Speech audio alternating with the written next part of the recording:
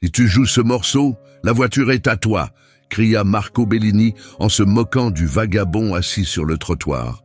La Mustang Shelby GT 500 bleu cobalt valait plus de 500 000 réais.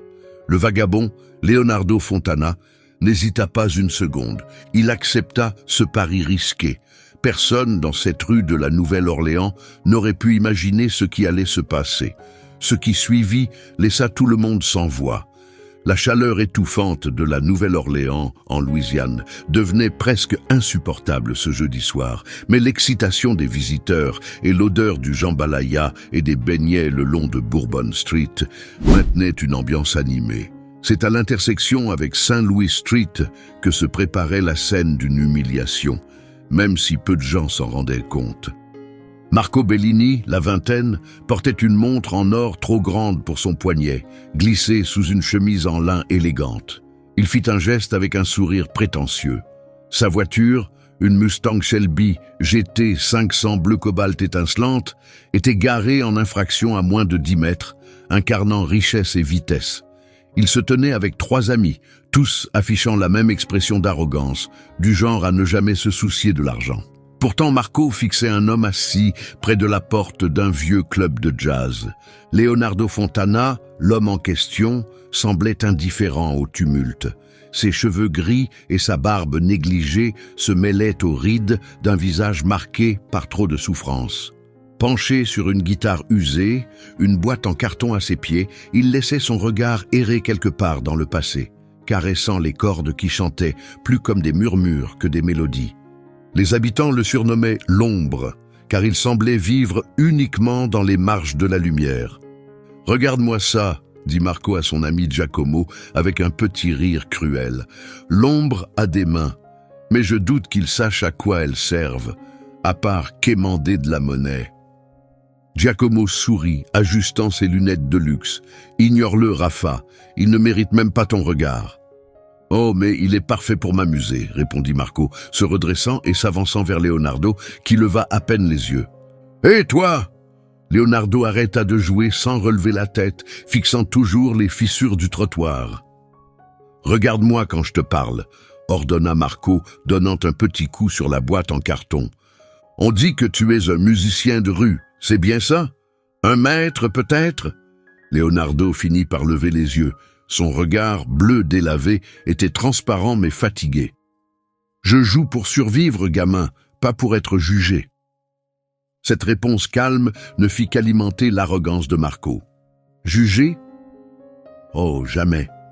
Je veux juste t'offrir une chance de changer ta vie. »« Regarde ma voiture, » dit Marco en désignant la Shelby. « 55 000 $ de pur pouvoir américain. Elle est à toi. Si tu es vraiment le musicien dont tout le monde parle. » Une petite foule commençait à se former, attirée par la mention de la voiture et l'attitude hautaine de Marco. « Et que dois-je faire pour ce cadeau ?» demanda Leonardo d'une voix rauque mais assurée. Marco sourit, un sourire de chasseur. « C'est simple. Tu dois jouer. Pas du blues banal. Je veux que tu joues l'étude en mi mineur, opus 35, numéro 17 de Fernando Sor. Tu connais ?» La réponse de Leonardo fut discrète mais claire. Sa bouche se serra et il baissa les yeux vers sa guitare comme si la mention de ce morceau avait réveillé une vieille cicatrice. Un murmure traversa la petite foule. La pièce de Sor n'était pas simplement classique, c'était un baptême du feu pour tout guitariste. Elle exigeait vitesse, précision et une indépendance des doigts que même des professionnels peinaient à maîtriser. Et sûrement pas un musicien de rue avec une guitare usée. Ce n'est pas Stairway to Heaven ou un classique rock, se moqua Marco, marquant une pause. C'est un morceau d'étude qui demande 10 ans de travail acharné. Si tu y arrives, je te donne ma voiture. Le regard de Marco brillait, persuadé que Leonardo échouerait. Leonardo observa la voiture bleu cobalt, puis Marco, et enfin l'instrument abîmé qu'il tenait. Pendant un long instant, il n'y eut que les bruits de la rue et la chaleur étouffante. « C'est un pari risqué, gamin, » dit Leonardo. « Et si j'échoue, qu'est-ce que je perds ?»« Tu perds ton honneur, s'il t'en reste, mais surtout, tu perds mon attention, » répondit Marco en éclatant de rire. Leonardo Fontana inspira profondément, lentement et avec calme.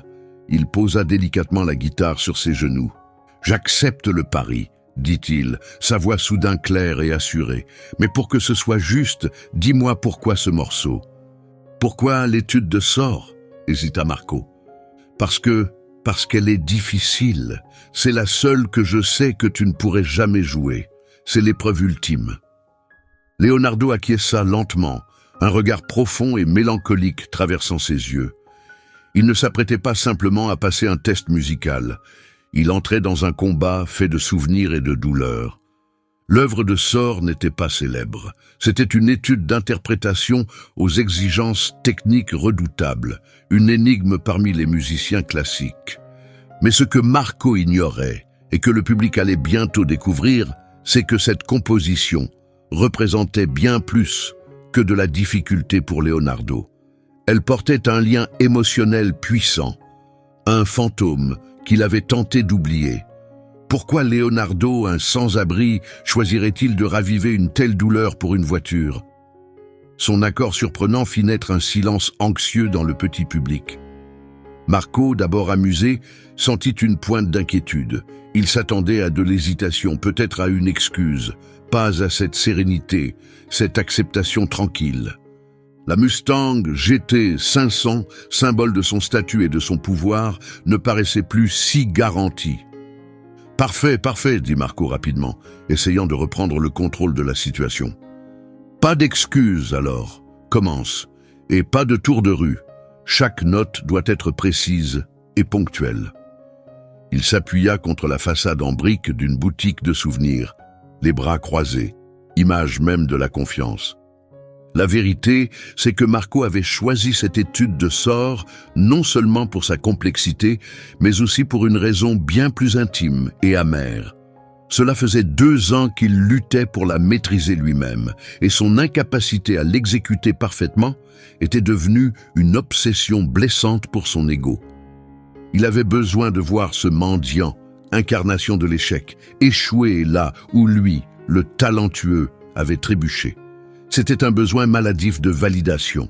Leonardo, toujours assis sur le trottoir, redressa lentement sa posture. Ses doigts, robustes et marqués par la rudesse de la rue, mais étonnamment nets au bout, flottaient au-dessus des cordes. La guitare, qui paraissait jusqu'alors un poids sur ses cuisses, était maintenant tenue avec une sorte de respect sacré. Il fixa Marco, et dans son regard bleu délavé, il n'y avait pas seulement de la fatigue. Il y avait de la douleur, profonde, silencieuse, une douleur qui allait bien au-delà d'un simple défi. « Avant que je joue, dit Leonardo d'une voix grave, forçant Marco à se pencher pour entendre. « Tu m'as demandé ce que je risquais si j'échouais. Ma réponse, c'est rien.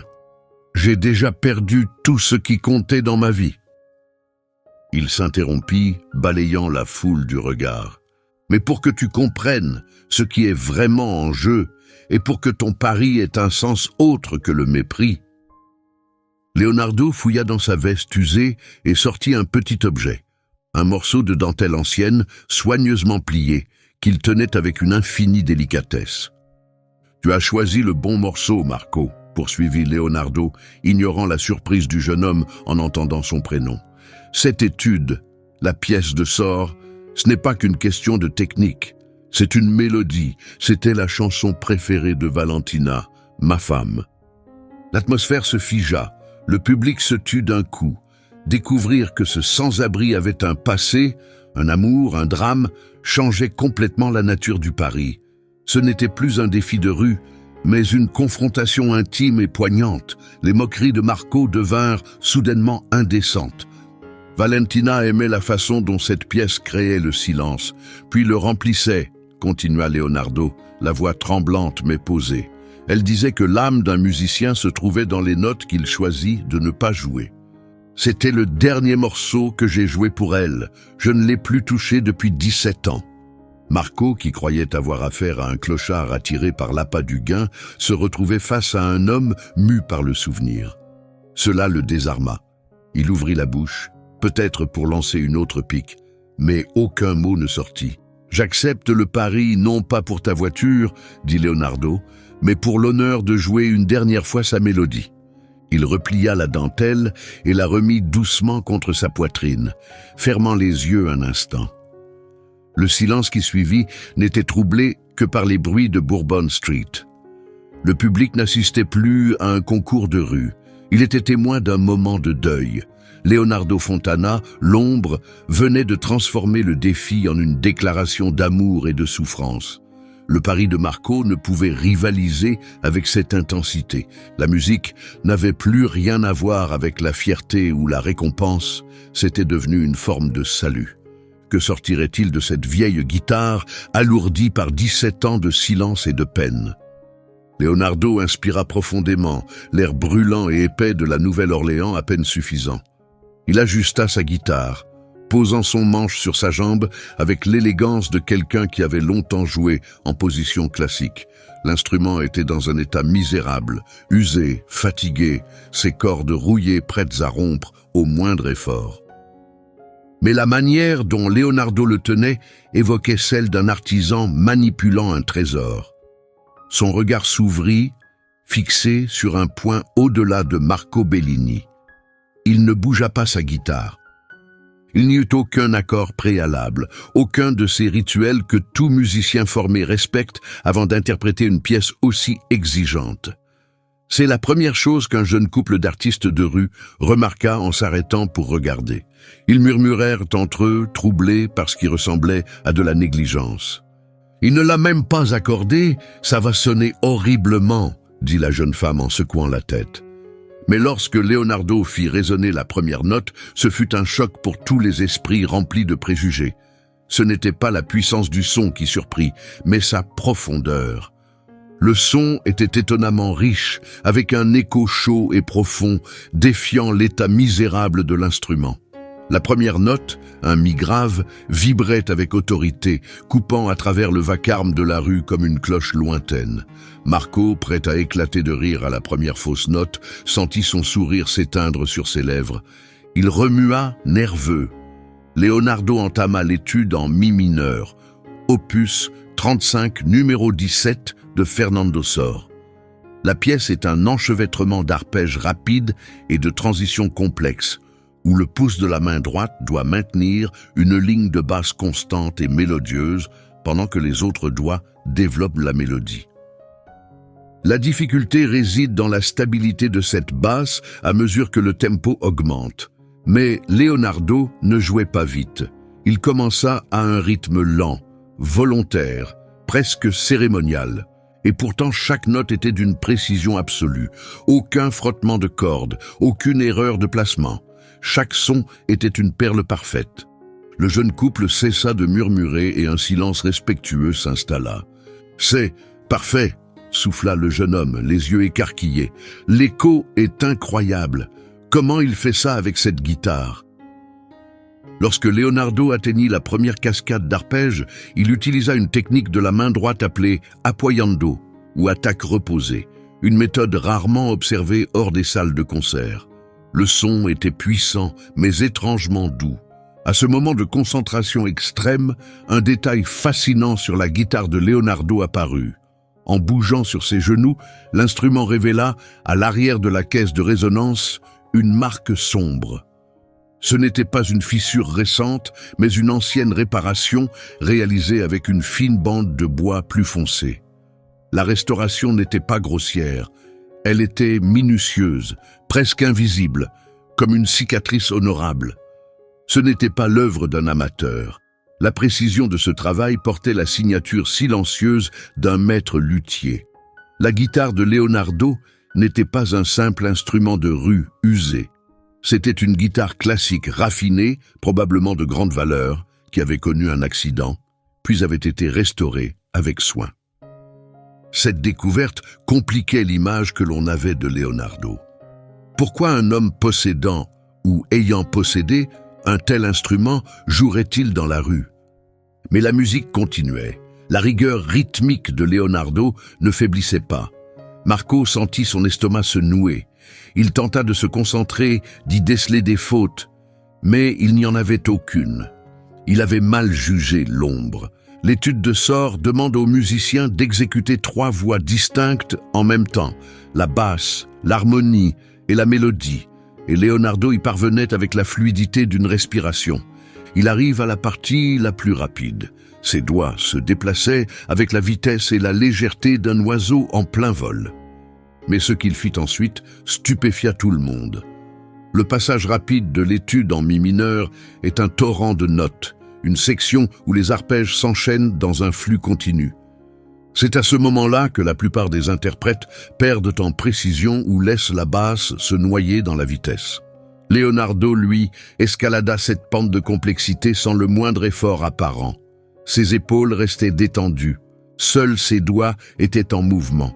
Ce qui surprit le public, et même Marco de plus en plus inquiet, ce fut la main gauche de Leonardo. En général, en guitare classique, la main gauche bouge comme une danseuse, doigts arqués tombant verticalement sur les frettes avec un minimum de contact avec le manche. Mais Leonardo utilisait une technique presque disparue, autrefois prisée par les guitaristes espagnols du XIXe siècle, mais abandonnée depuis l'usage volontaire du pouce de la main gauche. Alors que la majorité des musiciens utilisent le pouce uniquement comme appui derrière le manche, Leonardo le faisait parfois passer au-dessus pour appuyer sur la 6e corde, libérant ainsi ses autres doigts pour exécuter des sauts ou des accords complexes sur les cordes aiguës. Il utilise son pouce là-haut, souffla le jeune musicien sidéré. C'est une technique de suite espagnole, pas du Sor. C'est fou. Dans ce contexte, cette méthode fonctionnait comme un raccourci, permettant à Leonardo de maintenir la fluidité de la basse pendant que ses autres doigts créaient une polyphonie d'une pureté étonnante et complexe. Il ne jouait pas simplement les notes de Sor, il leur donnait une voix, les transformant en un dialogue entre les couches mélodiques. La pièce, conçue comme un exercice technique, devenait un échange profond. Marco, qui avait étudié la guitare classique dans des conservatoires prestigieux, ne connaissait cette technique que comme une note historique. La voir exécutée avec une telle maîtrise par un vagabond était une double gifle à son orgueil. À cet instant critique, Leonardo Fontana révéla la différence entre un simple exécutant et un véritable maître. Il ne suivait pas la partition note par note.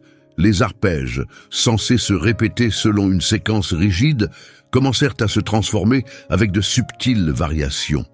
Leonardo introduisait de rapides ornements, de modestes trilles et des modifications harmoniques, des improvisations intégrées à la structure de Sor. Il élevait l'étude au rang d'une improvisation de style baroque. Puis, au lieu de revenir au thème principal, il ajouta une cadence trompeuse. Un moment où la musique semblait s'achever pour bifurquer soudainement vers une direction nouvelle.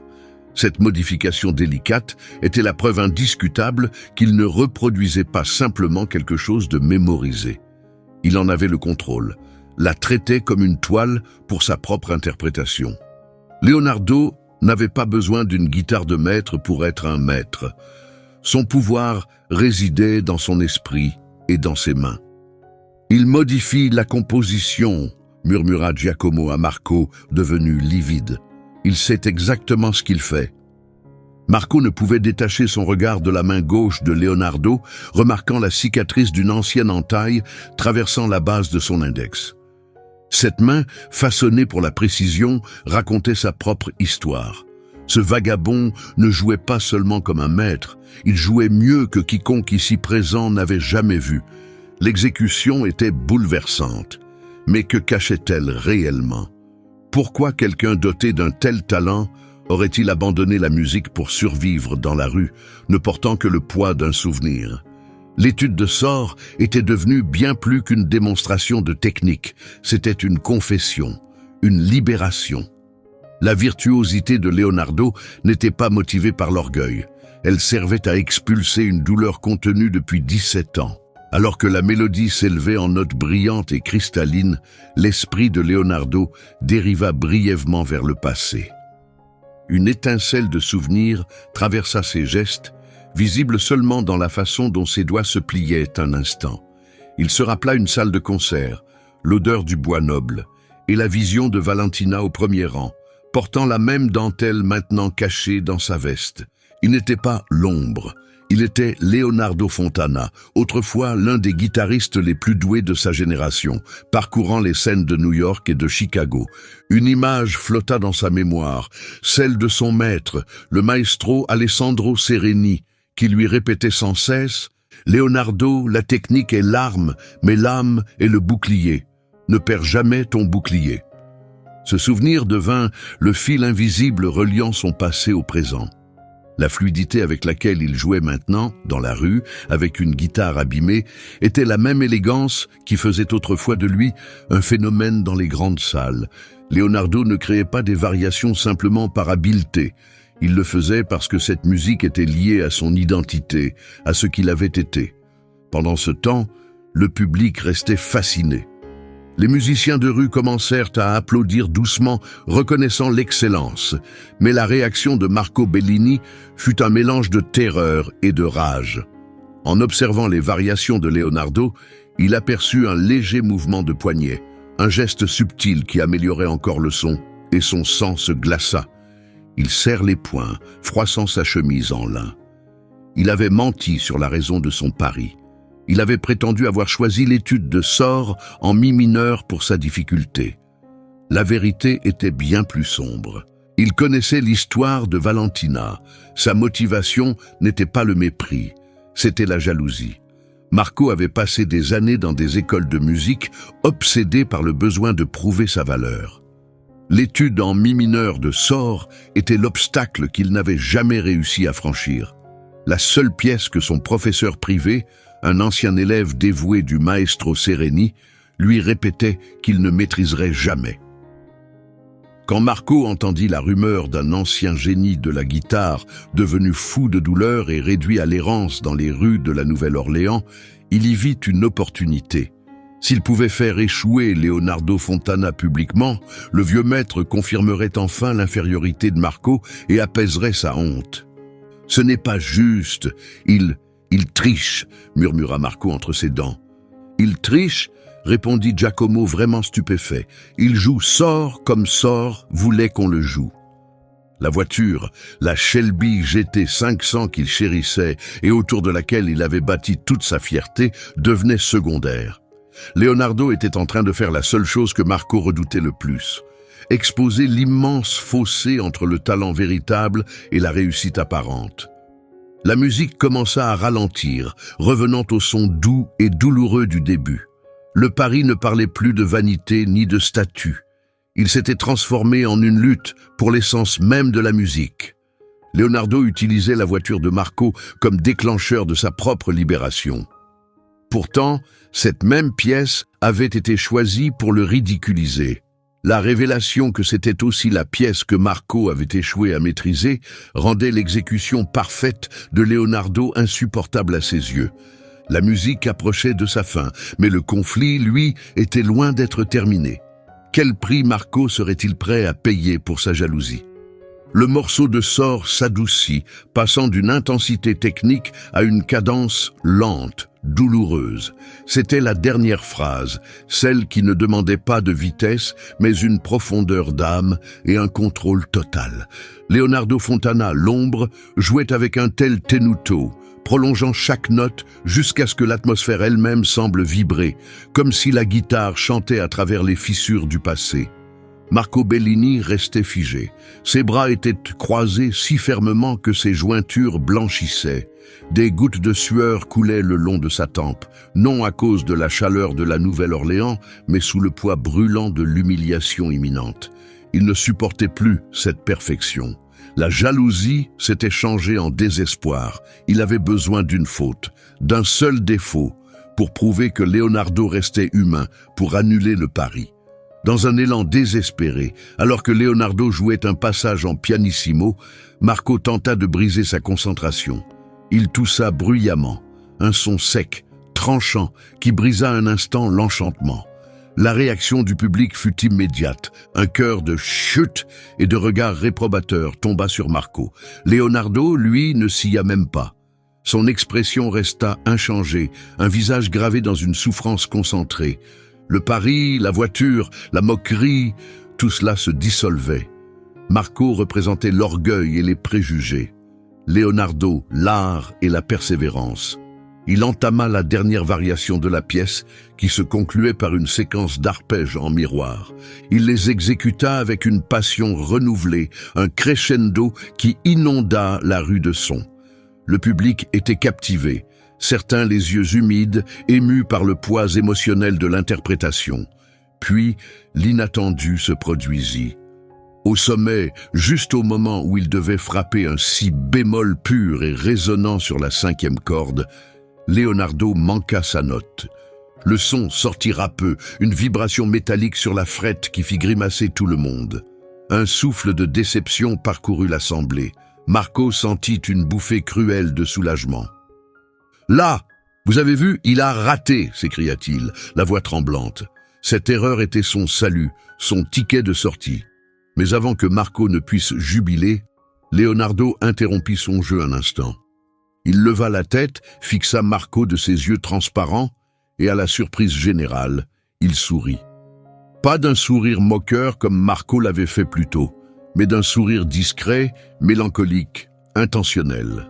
Leonardo avait raté la note volontairement, puis il rejoua exactement le même passage. Et cette fois, le si bémol sonna parfaitement, suivi d'un arpège final qui s'effaça dans un silence splendide. La répétition, parfaite et paisible, était sa victoire. En choisissant quand chuter et quand se redresser, Leonardo avait prouvé sa maîtrise totale, non seulement de la musique, mais de lui-même. L'erreur avait été un piège, la correction, l'humiliation finale. Marco avait tout perdu, non seulement la voiture, mais son honneur. Il avait été pris à son propre jeu, aveuglé par l'attente de l'échec de Leonardo, sans comprendre que cet homme maîtrisait même ses propres imperfections. La musique s'acheva. Le silence ne dura que 3 secondes, puis l'explosion d'applaudissements retentit. Les acclamations furent tonitruantes. Les gens crièrent, applaudirent et lancèrent des billets froissés dans la boîte en carton. Tandis que Leonardo conservait son sourire triste, le public n'avait pas encore compris toute la vérité. Qui était ce maître qui avait formé à la fois Leonardo et en secret Marco? Les applaudissements résonnaient dans les ruelles de briques de la Nouvelle-Orléans. Le public, d'abord curieux, était désormais transporté. Il n'applaudissait pas seulement la musique. Il célébrait la victoire de l'humilité sur l'arrogance. Fleurs et billets, certains de grande valeur, volaient vers la boîte de Leonardo. Leonardo Fontana, détaché du tumulte, déposa doucement la guitare de luthier. Son regard resta fixé sur Marco Bellini, qui semblait rétrécir sous le poids des regards entre rejet et colère. « C'est pas possible, tu n'es pas juste un mendiant. Où as-tu appris ça, cette technique du pouce, ce mouvement de poignet ?» insista Marco, la voix brisée. Leonardo inclina légèrement la tête, gardant ce sourire sombre et tragique. « La technique n'est pas dans les doigts, gamin, répondit-il, la voix lourde d'une vérité amère. Elle est dans l'âme. Et l'âme, mon garçon, la tienne a été achetée. La mienne a été brisée. » À cet instant, une femme âgée s'approcha et posa la main sur le bras de Leonardo. « Vous êtes Leonardo Fontana, n'est-ce pas? L'élève de Sereni. Je vous ai vu jouer à Chicago, il y a 17 ans. » La révélation tomba comme un coup de tonnerre. Marco se figea. Maestro Alessandro Sereni, un nom mythique dans les cercles de guitare classique, le professeur le plus respecté et redouté des Amériques, célèbre pour la pureté de son jeu et sa méthode unique, rigoureuse et visionnaire. Marco Bellini avait grandi en entendant son nom. Il avait passé des années à essayer d'impressionner les anciens élèves de Sereni, les collègues de Sereni, espérant désespérément une recommandation vers une académie de musique prestigieuse. « Leonardo Fontana, où as-tu appris cette technique du pouce ?» insista Marco, la voix désormais réduite à un souffle instable, mêlant colère et peur. « Sereni est le seul à l'enseigner ainsi. » Leonardo se redressa et s'approcha. Le public recula instinctivement, sentant que la confrontation n'était pas tout à fait terminée. « Sereni m'a formé, oui, » déclara Leonardo. Il regarda Marco de haut en bas, son expression s'adoucissant jusqu'à devenir presque paternelle. « Il m'a appris à jouer avec mon âme. » Puis il se pencha plus près, abaissant la voix pour que seul Marco puisse entendre la vérité finale, dévastatrice, celle qui fit vaciller ses jambes. « Et il t'a formé toi aussi, Marco !» Marco recula d'un pas, aussi pâle que de la pierre. « Non, je ne l'ai jamais rencontré. Mon professeur, c'était le docteur Monti. Le docteur Monti était l'un des anciens élèves de Sereni et son assistant le plus fidèle, » l'interrompit Leonardo, catégorique. « Quand tu avais 8 ans, Monti t'a emmené dans le ranch de Sereni au Texas. Tu y as passé un été. Tu détestais la rigueur et tu pleurais souvent. Mais Sereni t'a appris l'exercice miroir pour la main gauche, un mouvement que seuls ses disciples les plus proches connaissaient. » Leonardo désigna le poignet de Marco. « Ce léger tremblement que tu as quand tu es nerveux, c'est la peur d'échouer face à la méthode que Sereni t'a transmise cet été-là. Tu l'as effacée de ta mémoire parce qu'elle représentait l'effort et la sincérité, des choses que ta famille riche et Monti ont voulu recouvrir avec leur confort. » Le lien caché venait d'être révélé. Leonardo et Marco n'étaient pas simplement maîtres et moqueurs. Ils étaient élèves du même professeur, issus de la même lignée musicale, séparés seulement par les chemins qu'ils avaient choisis. Marco avait voulu détruire Leonardo pour effacer la partie de son passé qu'il détestait. Le pari n'avait jamais concerné la voiture. Il s'agissait de nier une vérité. Il restait là, figé, confronté à un souvenir que son esprit avait longtemps enfoui. Sa rage s'évanouit, remplacée par un vide glaçant. Il avait humilié son propre frère musical. Mais la révélation la plus profonde de Marco restait à venir. Pourquoi l'héritier d'un empire musical avait-il tant besoin d'humilier un ancien camarade ? Le silence autour d'eux était aussi épais que la chaleur du soir. Le public, ayant entendu des fragments de la conversation, regardait Marco avec un mépris ouvert. L'héritier arrogant avait été démasqué, non pas pour avoir manqué de richesse, mais pour avoir manqué d'honnêteté. Il n'avait pas seulement ridiculisé un mendiant, il avait tenté d'écraser sa propre histoire, et ce faisant, il avait trahi son maître. Le visage de Marco devint livide, marqué par la stupeur et la prise de conscience. Le souvenir de cet été au Texas, l'odeur des pins, les leçons strictes du maestro Sereni, revenaient brusquement, le forçant à affronter une vérité qu'il avait rejetée. « Tu n'avais pas le droit de me dévoiler ainsi, » murmura Marco, la voix tremblante. « Mais tu sais qui je suis, Marco, » répondit Leonardo calmement, sa voix ne faisant qu'amplifier la tempête intérieure du jeune homme. « Je suis ton reflet. J'ai échoué d'une manière et toi d'une autre. Mais la musique, elle, ne ment pas. » Les regards quittèrent la musique pour se poser sur la Mustang Shelby GT 500 bleu cobalt, la preuve matérielle de la défaite de Marco.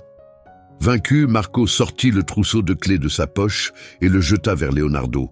Le métal rebondit dans la boîte en carton parmi les pièces et les billets. « Prends la voiture » cracha Marco. « Tu as gagné. Pars. » Leonardo pourtant ne toucha pas les clés. « Je ne suis pas attiré par la voiture, Marco. Je n'ai pas besoin de 500 chevaux pour aller nulle part. Ma route, c'est la musique. » La confrontation était devenue une lutte morale. Leonardo observa les amis de Marco, Giacomo et les autres, qui s'éloignaient en silence, honteux de l'humiliation de leurs camarades. « Tu t'es moqué de moi, » continua Leonardo, « non pas parce que je suis pauvre, mais parce que mon échec dehors rendait ton succès dedans plus facile à supporter. » Il fit un geste discret vers le monde privilégié dont Marco était issu. Puis Leonardo révéla une autre vérité bouleversante. La Mustang, ce n'est qu'un symbole de ce que tu veux désespérément prouver à ta famille, n'est-ce pas? Tu as été diplômé d'une école de commerce, pas du conservatoire. Tu es ici pour impressionner tes amis d'université, parce que tu es l'héritier de Bellini Musical Instruments. Un souffle parcourut la foule. Bellini Musical Instruments, un nom reconnu dans le monde entier, célèbre pour ses guitares classiques et de concerts d'exception. Le jeune homme qui s'était moqué de la guitare abîmée de Leonardo était en réalité l'héritier d'une dynastie de luthiers. Marco était destiné à réussir dans les affaires, mais au fond de lui, il nourrissait une passion musicale inassouvie. Son pari était un cri désespéré, pour prouver que l'art dont sa famille avait profité, mais qu'il n'avait jamais réussi à maîtriser, pouvait être bafoué et surpassé même par un vagabond. « Tu as tenté de m'humilier », déclara Leonardo avec une précision paisible, « pour faire taire le musicien en toi. » Mais la musique avait triomphé, et désormais l'héritier de Bellini Musical Instruments, planté en pleine avenue brûlante de la Nouvelle-Orléans, avait perdu bien plus qu'une voiture. Il avait perdu le masque de son assurance. La question n'était plus de savoir si Leonardo allait prendre la voiture, mais ce qu'il ferait de la capitulation de Marco. Marco Bellini était piégé, l'héritier d'un empire de guitare, vaincu dans un pari de rue par un vagabond qui avait autrefois été l'élève préféré de son propre maître. Il avait jeté les clés dans la boîte en carton dans un geste pathétique de reddition. Leonardo Fontana, l'ombre, baissa les yeux vers les clés brillantes de la Mustang. Cette voiture symbolisait tout ce qu'il avait laissé derrière lui. Richesse, statut, illusion. Du bout de sa guitare, il poussa doucement les clés de côté. « J'ai dit que j'acceptais le pari », déclara Leonardo, élevant la voix pour que le public stupéfait entende. « Mais je n'ai jamais dit que je voulais la voiture, Marco. Si j'avais eu besoin d'une voiture, j'en aurais eu une il y a 17 ans, ajouta-t-il plus doucement. Ta Mustang, ce n'est que du métal et du plastique. Elle perdra sa valeur. Elle n'a pas d'âme. » Il ne recherchait pas la richesse. Il poursuivait quelque chose de bien plus profond. « Alors, qu'est-ce que tu veux ?» demanda Marco, plus confus que furieux, sa voix tremblante. « Tu m'as humilié. Tu m'as fait perdre ma voiture. Et maintenant, tu n'en veux même pas. Qu'est-ce que tu veux, l'ombre ?» Leonardo regarda sa guitare usée, puis revint vers Marco. « Je veux que tu me paies comme il se doit. » Il prit la guitare de luthier à la fracture réparée, caressant doucement les cordes oxydées du bout des doigts. « J'ai perdu ma première guitare, celle que Sereni avait fabriquée pour moi, dans le même incendie qui a emporté Valentina et m'a jeté à la rue, » murmura-t-il, sa voix devenant intime, presque une confession. « Celle-ci, je l'ai trouvée plus tard. C'est une pièce magnifique. Une Gomes 782, une guitare classique qui vaut plus que l'argent, issue de la même tradition d'artisans espagnols que votre entreprise familiale imite. » La fracture donc n'était pas juste un dégât, c'était une douleur figée dans le bois. « Ce que je veux, Marco, poursuivit Leonardo, les yeux fixés sur le jeune homme, c'est que tu utilises toute ta fortune, tout le pouvoir de Bellini Musical Instruments pour m'offrir une chose. Ta guitare d'apprentissage. » Marco resta figé. Ma guitare d'apprentissage? Quoi? L'ancienne Cordoba abîmée dans le débarras.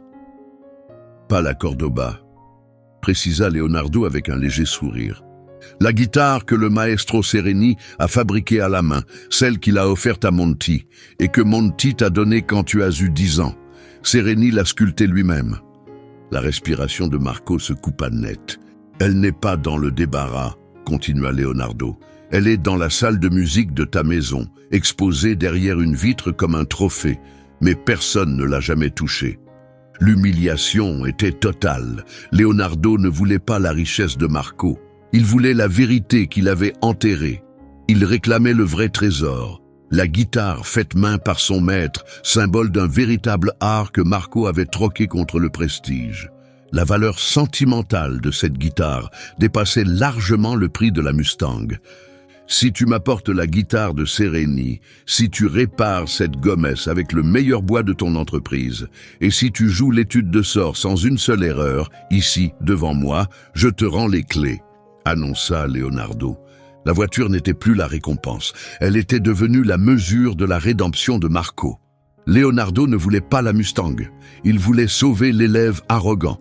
Mais qu'allait choisir Marco maintenant qu'il devait affronter son échec le plus profond pour récupérer son bien le plus précieux? Marco Bellini resta silencieux un long moment, les yeux posés sur la guitare fracturée. Le refus de la voiture avait brisé son orgueil. La Mustang, autrefois symbole de liberté et de réussite, était désormais liée à sa plus grande honte. Il se pencha, ramassa les clés et les remit dans sa poche. « La guitare est à la maison.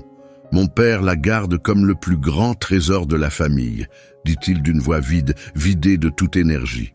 Leonardo acquiesça lentement. La musique est toujours la vérité, Marco. C'est la seule chose qui ne ment jamais. Sans un mot de plus, Marco fit volte-face et s'éloigna rapidement, disparaissant dans la foule, suivi en silence par son ami Giacomo. L'ombre avait accompli l'impensable. Il avait affronté la richesse et la tromperie et triomphé, sans accepter un seul centime. La foule restait là, attendant la prochaine action de Leonardo.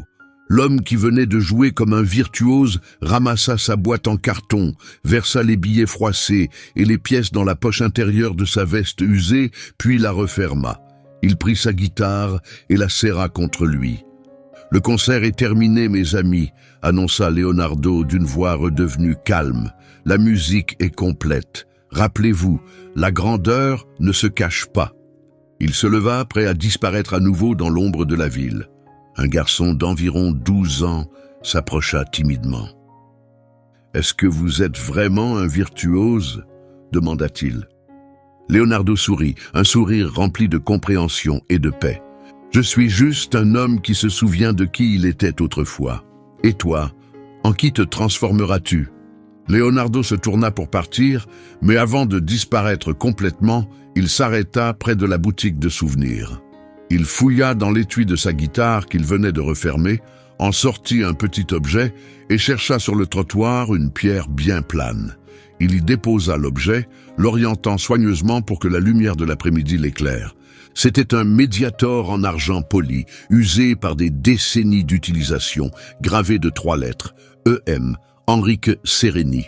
C'était le même médiator que Sereni utilisait pour les dernières finitions de ses guitares, le souvenir qu'il avait offert à l'un de ses élèves les plus chers.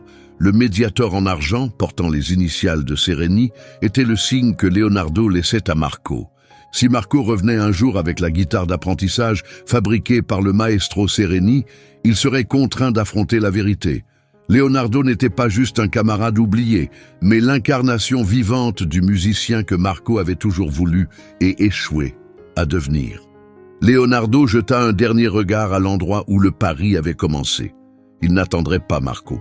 Il avait semé les graines de l'humilité et laissé à l'héritier la responsabilité de faire ce qui était juste.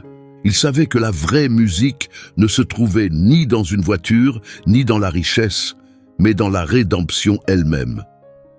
Leonardo Fontana, l'ombre, se tourna et s'éloigna lentement vers l'obscurité de St. Louis Street, abandonnant le pari et la leçon qu'il portait.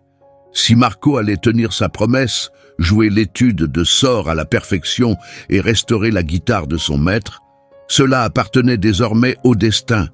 N'oubliez pas de partager vos impressions ci-dessous. Indiquez en commentaire le nom de la ville depuis laquelle vous regardez cette vidéo, pour qu'on découvre jusqu'où la leçon de Leonardo Fontana a voyagé. Abonnez-vous pour ne rater aucune autre histoire de transformation et de rédemption. Activez la cloche de notification pour recevoir la prochaine vidéo. À très bientôt. Et souvenez-vous, la musique ne ment jamais.